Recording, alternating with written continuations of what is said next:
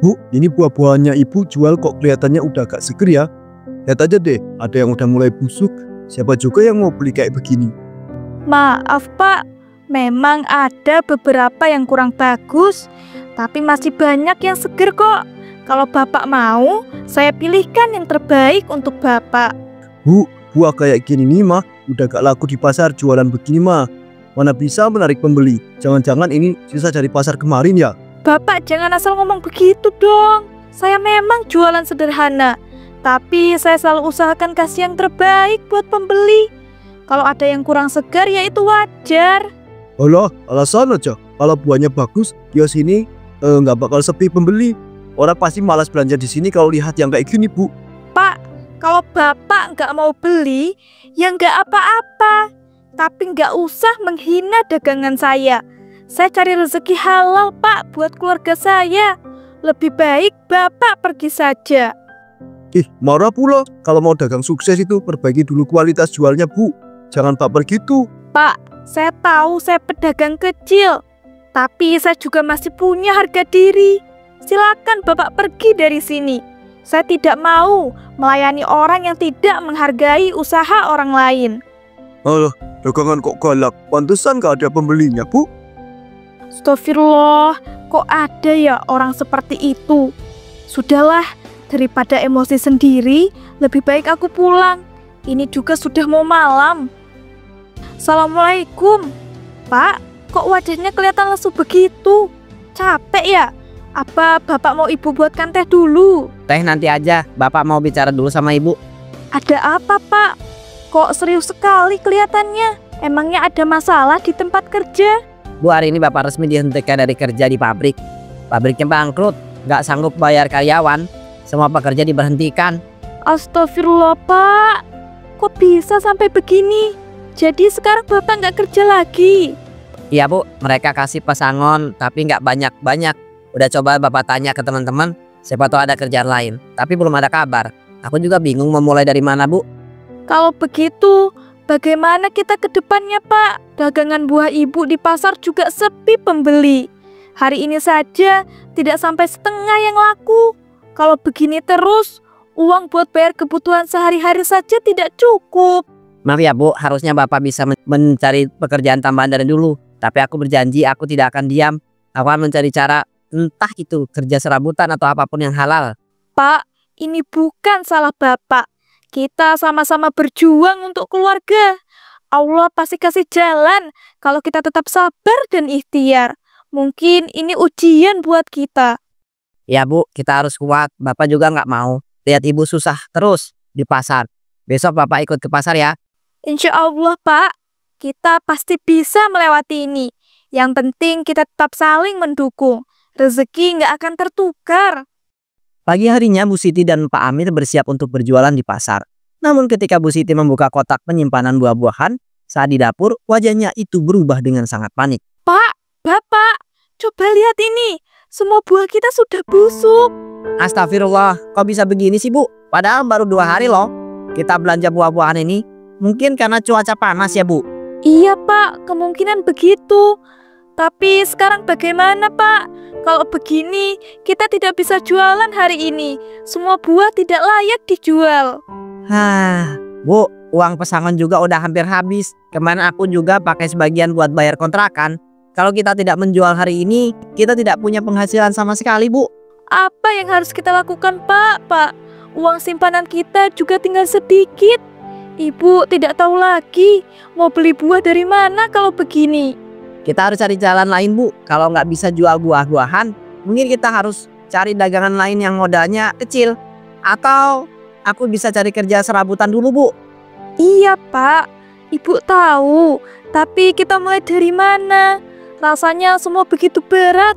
Ibu takut kita malah gagal lagi. Bu, kita harus tetap kuat. Ujian ini pasti ada akhirnya. Kita tidak boleh menyerah. Aku akan coba tanya ke tetangga atau teman-teman di sekitar sini. Siapa tahu ada kerjaan serabutan. Mending Ibu istirahat dulu aja ya. Tidak, Pak. Kita harus mencari cara bersama. Kalau perlu, Ibu bantu Bapak mencari kerja lain. Kita nggak boleh diem aja. Tiba-tiba ada yang menutup pintu kontrakan mereka dengan keras dan berteriak. Bu Siti, Pak Amir, mana janji kalian? Katanya minggu lalu mau bayar utang, tapi sampai sekarang nggak ada yang kabar. Kalian ini sengaja mau lari dari tanggung jawab ya? Maaf Pak Rudi, kami bukannya nggak mau bayar, tapi kami lagi kesulitan. Dagangan saya sepi, dan suami saya baru saja kehilangan pekerjaan. Kami benar-benar belum ada uang, Pak. Betul, Pak Rudi, kami tidak bermaksud ingkar. Kalau bisa, tolong beri kami waktu lagi. Insya Allah kami akan membayar secepat mungkin. Waktu lagi, kamu lagi, waktu lagi, waktu lagi. Kalian pikir saya ini bank, saya ini juga punya kebutuhan tahu. Kalau begini terus, saya tidak bisa diam. Kalian harus bayar sekarang juga, atau saya ambil barang-barang di rumah ini. Tolonglah Pak, beri kami sedikit keringanan. Kami sedang berusaha. Saya janji, kami pasti bayar. Saya nggak mau tahu ya, perjanjian sudah jelas, lewat dari batas waktu. Kalian harus bayar, atau saya ambil jaminan. Kalau nggak mau bayar sekarang, kalian kasih apa aja yang berharga. Pak Rudi, kami memang sedang dalam situasi sulit. Kalau itu maunya Bapak, baiklah, saya akan serahkan motor kami sebagai jaminan sementara. Tapi tolong beri kami waktu yang sedikit lebih untuk melunasi hutangnya. Motor itu, ya sudah, kalau begitu saya terima. Tapi ingat, ini hanya jaminan. Kalau dalam sebulan kalian tidak bisa bayar hutang, motor itu jadi milik saya. Iya Pak, kami akan usahakan untuk bisa melunasi hutang kami. Tolong beri kami waktu. Baik, saya tunggu sebulan lagi ya. Jangan coba-coba kabur ya kalian. Pak Rudi pergi dengan motor mereka, meninggalkan Bu Siti dan Pak Amir dalam kesedihan. Pak, motor itu kan satu-satunya kendaraan kita. Kalau tidak ada motor, bagaimana kita berjualan atau mencari kerja? Sahabat Bu, ini memang berat, tapi kita harus tetap berusaha. Motor itu cuma barang, rezeki bisa dicari lagi. Yang penting kita masih punya satu sama lain. Allah pasti tunjukkan jalan Bu. Terus sekarang kita harus gimana Pak? Bu, Bapak ada ide. Mungkin nggak ada salahnya kita coba. Apa itu Pak? Kita jual es kerukul aja Bu. Pakai buah-buahan yang sudah busuk itu. Kan buahnya bisa dilapisi coklat. Jadi orang nggak akan tahu kalau isinya kurang bagus. Kalau perlu kita pakai sedikit formalin biar rasa busuknya hilang. Astagfirullah Pak, mana bisa begitu? Itu berbahaya buat pembeli. Kita malah bisa dosa besar kalau sampai ada yang sakit gara-gara makan es kulkul kita. Bu, Bapak tahu itu kalah. Tapi lihat keadaan kita sekarang. Kita itu tidak punya uang, motor kita sudah jadi jaminan, dan hutang masih belum lunas. Kalau kita nggak segera dapat uang, bagaimana kita mau makan? Ini cuma sementara Bu, sampai keadaan kita membaik. Tetapi Pak, kalau sampai orang tahu atau ada yang celaka, kita akan menyesal seumur hidup. Bu, kita tidak punya pilihan lain. Bapak berjanji, kita akan sangat hati-hati. Ini hanya untuk sementara, supaya kita bisa bertahan hidup Bu. Baiklah kalau begitu, Ibu setuju. Tapi ingat ya Pak, kita harus ekstra hati-hati. Jangan sampai ada yang curiga dan kita berhenti begitu kita punya uang yang cukup.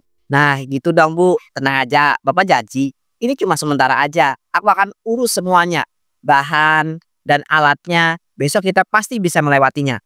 Keesokan harinya, Pak Amir pulang membawa kantong plastik besar berisi bahan-bahan untuk membuat es kulkul. Loh, Bapak sudah beli bahan-bahannya toh? Ya Bu, ini coklat batangannya, minyak goreng, topping warna-warni, tusuk es, dan ini formalinnya. Astagfirullah Pak, itu formalin? Jadi benar-benar mau dipakai? Bu, dengar dulu, formalin ini hanya sedikit kita pakai. Tujuannya membuat hilangnya bau busuk dari buah gak segar. Kalau tidak seperti itu, mana mungkin orang mau beli. Aku sudah cari tahu caranya biar aman. Tapi Pak, gimana kalau ada yang sakit gara-gara ini? Ibu takut sekali loh. Bu, Bapak paham kekhawatiranmu. Tapi ini sementara saja kan? Kita tidak akan selamanya begini. Nanti kalau kita punya cukup modal, kita bisa pakai buah segar. Sekarang kita tidak ada pilihan lain. Percayalah samaku Bu. Baiklah Pak kalau begitu. Tapi tolong ya, pastikan kita benar-benar hati-hati. Ibu tidak mau ini jadi bencana buat kita. Ya Bu, kita akan sangat hati-hati. Sekarang bantu Bapak ya. Bapak akan tunjukkan caranya. Pak Amir mulai menjelaskan langkah-langkahnya sambil menjabarkan di depan Bu Siti. Pertama-tama, buah ini kan kita potong kecil-kecil biar lebih mudah ditusuk nanti. Setelah itu, kita rendam sebentar pakai air yang sudah dicampur formalin.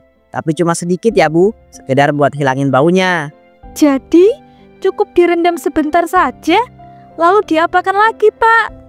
Ya, setelah direndam, langsung kita bilas bersih dengan air biasa. Nanti rasa busuknya hilang. Habis itu kita tusuk-tusuk deh buahnya.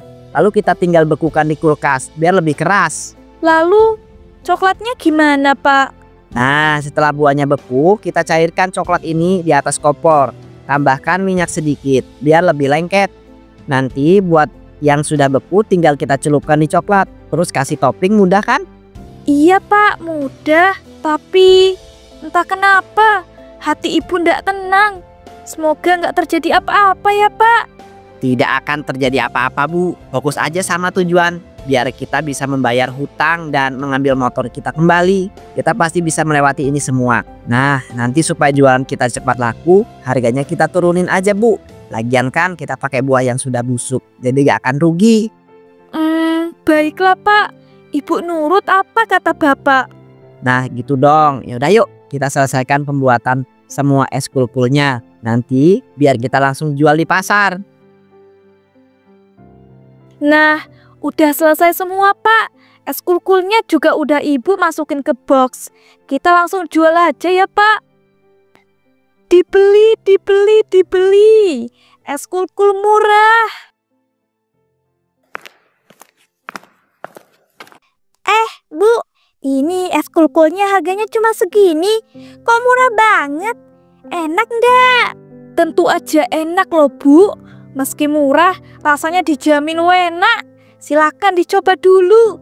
Kalau ndak enak, ndak usah beli lagi. Wah, ternyata enak banget, Bu. Saya beli 5 lagi deh buat anak-anak di rumah. Siap, Bu, terima kasih ya sudah beli. Dalam waktu kurang dari 1 jam, semua es kulkul habis terjual. Kak Amir dan Bu Siti menghela nafas lega di tengah keramaian pasar. Pak, lihat ini. Semuanya habis dan kita dapat uang yang lumayan. Rasanya seperti mimpi ya, Pak.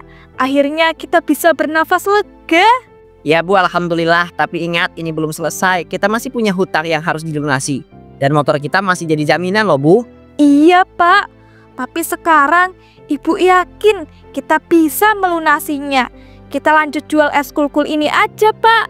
Pakai saja buah busuk terus. Orang-orang kan tidak tahu dan tidak peduli. Yang penting murah dan enak. Lihat tadi, mereka berebut. Wah, ide yang bagus, Bu.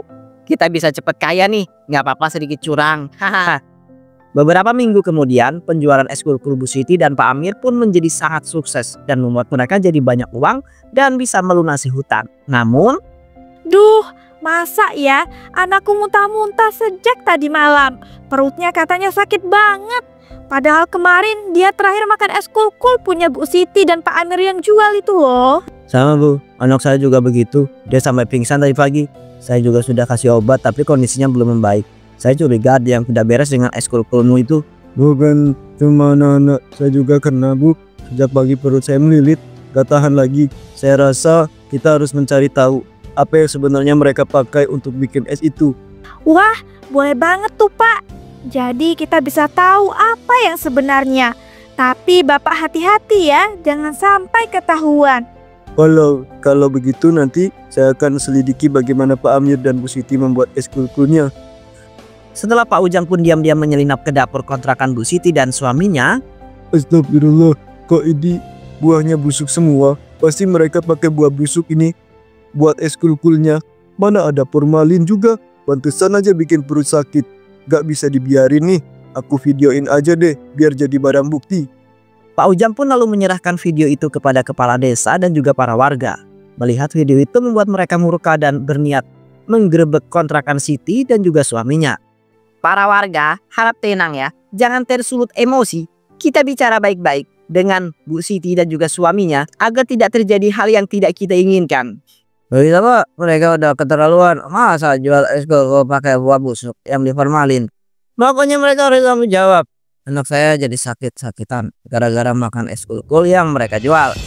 Ya bener Pak, ayo semuanya kita gerebek kontrakan Siti dan juga Amir itu. Saat di kontrakan Siti dan suaminya, Pak, Bapak, coba lihat, banyak warga yang mengamuk di depan rumah kita. Jangan-jangan mereka sudah tahu lagi kalau kita pakai buah busuk dan formalin. Doh, Bo, rame banget. kita bisa babak belur, Bu, kalau sampai ketangkap. Kita kabur aja, Pak. Ibu nggak mau loh sampai digebukin warga. Ya sudah, Bu, ayo kita kabur lewat pintu belakang.